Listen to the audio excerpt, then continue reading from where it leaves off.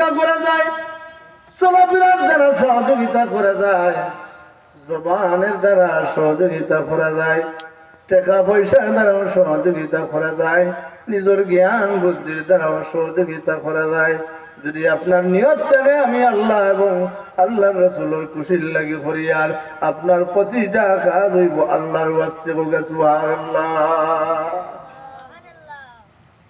আপনার তৌফিক নাই, আপনি মাদ্রাসায় আপনি বিল্ডিং বানাইয়া দিতে পারতেছেন না, কিন্তু কি তৌফিক তো আছে একটা ছাত্ররে আমি লজিং দিতে পারবো।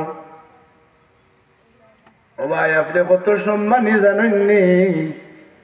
কারণ একজন কোরআন আশিক, একজন কোরআন পড়নেওয়ালা মানুষের খেদমত যদি কেউ করে, এই খেদমতের করার কারণে, এই খেদমত করার কারণে আল্লাহ রব্বুল আলামিন কোরআনের ওসিলায় তারে জান্নাতি বানাইবা।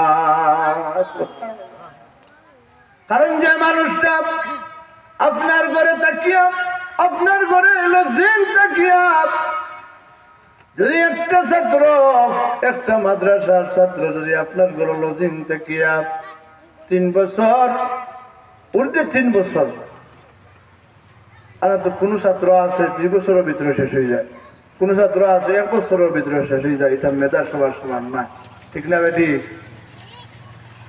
আপনি সহযোগিতার হাত যদি বাড়ান, সহযোগিতা হইল ভালো কাজ, আর খেতি করা যেটা সেটা হইল মন্দ কাজ। নাউজুবিল্লাহ।